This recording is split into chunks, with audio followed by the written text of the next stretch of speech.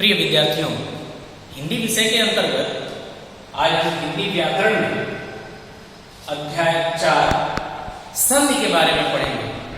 इससे पहले हमने वर्ड विचार, शब्द विचार और भाषा लीप के बारे में अध्ययन कर लिया था। अगला अध्याय है हमारा अध्याय 4 संधि। संधि का शाब्दिक अर्थ होता है मेल या जोड़। संधि का शाब्दिक अर्थ होता है मेल या जोड़। अब इसमें जो है किस तरह का मेल हो रहा है या किस तरह का जोड़ हो रहा है, जिसे जो है हम व्याकरण में सम्मिलित किए हैं, जिसे संधि के नाम से जानते हैं, तो इसकी परिभाषा हो जाएगी दो वर्णों का आपसी यानी पारस्परिक। मैंने यहाँ पे एक शब्द लिखा है पारस्परिक मेल। पारस्परिक का मतलब होता है आपसी, आपस में ध्वनियों या वर्णों का पारस्परिक जो मेल होता है उसे हम क्या कहते हैं? संधि कहते हैं। दूसरे शब्दों में हम ये कह सकते हैं कि किसी शब्द का अंतिम वर्ण और दूसरे का प्रथम वर्ण, याद रखिएगा, किसी शब्द का अंतिम वर्ण मैं प्रयोग कर रहा हूं, शब्द वर्ण, और दूसरे शब्द का प्रथम वर्ण, जब दोनों का आपस में मेल होता है, जोड़ होता है, तो उससे जो विकार उत्पन्न होता है, जो परिवर्तन होता है, उसे हम कहते हैं संधि। तो इसकी दूसरी परिभाषा हो जाएगी वर्णों के आपसी मेल से जो विकार या परिवर्तन होता है उसे हम संधि कहते हैं। उदाहरण के लिए मैंने आप यहां लिखा है, देखिए, हिम धन आलय बराबर ये हो जाएगा हिमालय।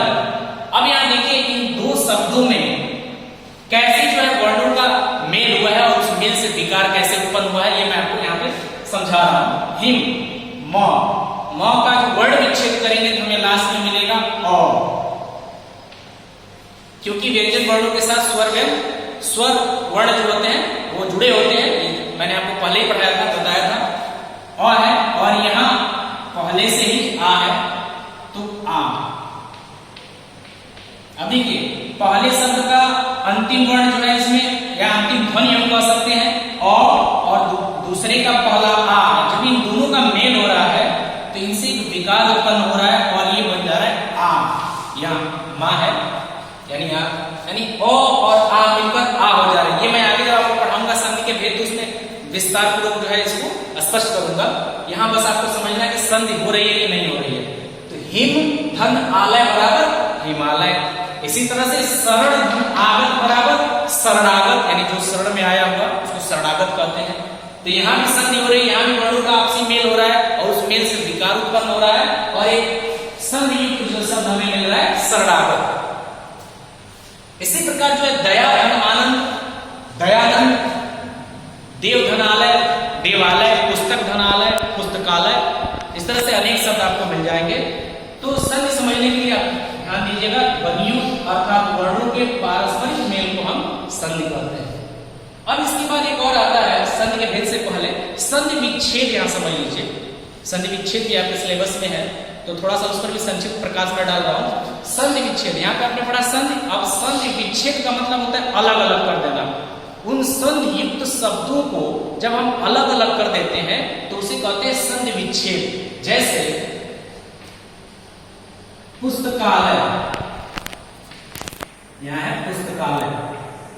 अब ये एक शब्द है और ये संधि युक्त, याद रखिएगा, संधि युक्त शब्दों का योग है। जैसे कुछ शब्द ऐसे होते हैं घोड़ा, घर, मेज। अब इसकी हम संधि नहीं कर सकते हैं, तो संधि युक्त शब्द होने चाहिए। अब इसको हम विच्छेद अलग अलग कर रहे हैं। पुस्तक धन आलय, अब हमने क्या कर दिया? संधि विच्छेद कर दिया। इस संधि युक्त शब्द का ही इसको विच्छेद कर दिया, इसको अलग अलग कर दिया, ये संधि विच्छेद हो गया। इसकी परिभाषा हो जाएगी संधि युक्त शब्दों को अलग अलग करके लिखना ही संधि विच्छेद होता है। अब आइए हमारा अगला जो बिंदु है वो है संधि के भेद। तो संधि के 3 भेद होते हैं, हम सभी जानते हैं। संधि के मुख्यतः 3 भेद होते हैं।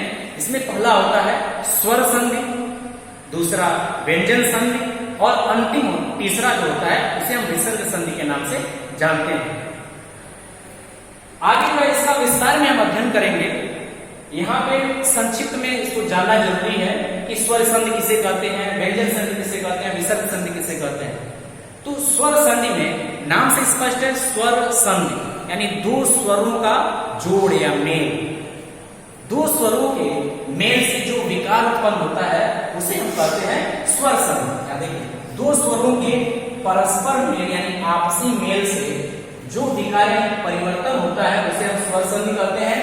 जैसे मैंने लिखा है पुस्तक धनालय, पुस्तकालय, ऐसे ही वेदांत, धर्मात्मा, शिवालय, महर्ष, पुस्तकालय, ये हो जाएगा, हिमालय हो जाएगा, शरणागत हो जाएगा, यानी स्वरों का केवल मेल जिसमें केवल स्वर मिलते हैं। उसी प्रकार दूसरा जो है व्यंजन, व्यंजन संधि नाम से स्पष्ट है, व्यंजन यानी दो व्यंजन वर्णों का जो है इसमें मेल हो रहा है। यहाँ पे इसे शॉर्ट मैंने यहाँ लिखा है एक फार्मूले के रूप में। देखिए, व्यंजन वर्ण प्लस, अब व्यंजन के साथ स्वर मिल सकते हैं या फिर व्यंजन, यानी व्यंजन के साथ जब व्यंजन वर्ण मिले या व्यंजन के साथ जब स्वर वर्ण मिलता है तो उस विकार को, उस परिवर्तन को हम व्यंजन संधि कहते हैं।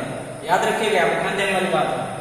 जैसे सत धन जन, सज्जन, दिक धन गज, दिग्गज, यहां कौन सी संधि हो रही है? व्यंजन संधि हो रही है, क्योंकि व्यंजन यहां पे मिल रहा है, व्यंजन, व्यंजनों का मेल होगा। अब अगला जो है वो है विसर्ग संधि। वर्ण उच्चारण में विसर्ग के बारे में बताया था कि विसर्ग जो है प्राय वर्णों के बाद इसका प्रयोग किया जाता है और इसका उच्चारण जो है ह के आधार पर निकलता है, ह ध्वनि का उच्चारण, जैसे प्रायः, नमः, इस तरह का दुख। तो देखिए, विसर्ग संधि में विसर्ग के बाद, यहां इसका चिन्ह मैंने बनाया है विसर्ग, विसर्ग के बाद स्वर या व्यंजन वर्णों का जब मेल होता है तो उस मेल से जो परिवर्तन या विकार उत्पन्न होता है उसे हम क्या कहते हैं? विसर्ग संधि कहते हैं। इन तीनों के बारे में हम आगे विस्तार में पढ़ेंगे। आप जो है कंफ्यूज मत होइएगा कि सर जो है बहुत शॉर्ट में हो गया, क्योंकि ये तो अभी इसका भेद है, बाद में विस्तार से भी पढ़ेंगे। तो विसर्ग में हो जाएगा विसर्ग प्लस स्वर और व्यंजन, विसर्ग के बाद जब स्वर और व्यंजन मिलते हैं। उदाहरण के तौर पर मैंने यहाँ लिखा है मन, देखिए मन धन रथ बराबर मनोरथ। अभी जो मनोरथ बन रहा है इसमें विसर्ग संधि है। जब इसको संधि अलग अलग संधि में छेद करेंगे तो मन अलग और रथ अलग।